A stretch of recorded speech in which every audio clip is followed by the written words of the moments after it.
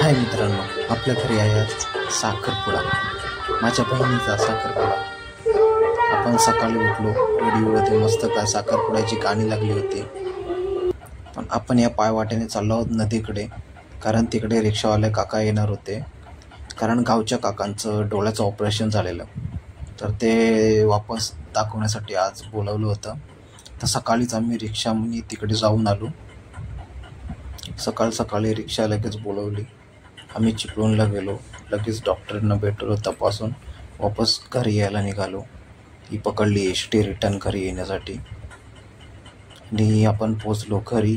स्टेजची तयारी पूर्ण झाली होती आणि संध्याकाळच्या साखरपुड्याची जेवणाची तयारी चालू झाली होती।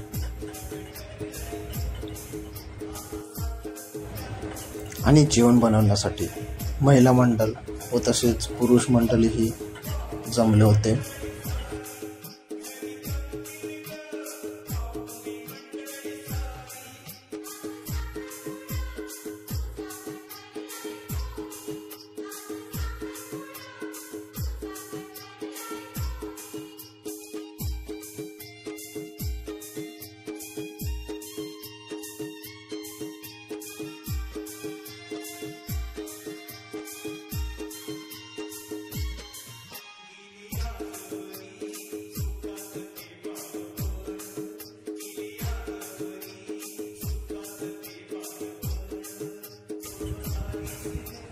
तसेच हे प्रमुख पाहुणेही आले होते।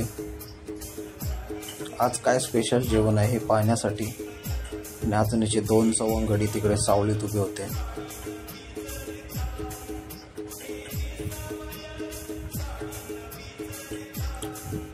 ही गावी जुनी पारंपरिक भात उतरवण्याची पद्धत।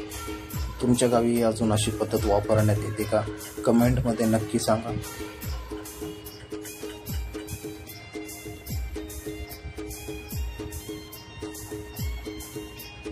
हे आमचे बाबू दादा।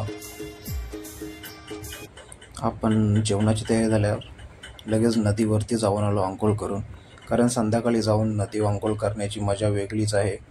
ही आमची नदी।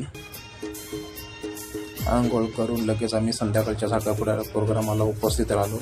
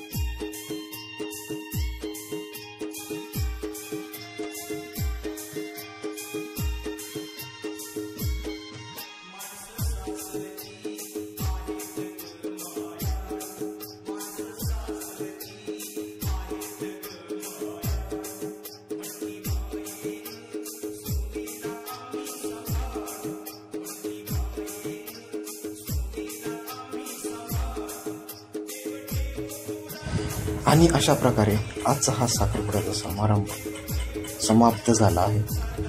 Thank you for watching this video and please support and subscribe the channel.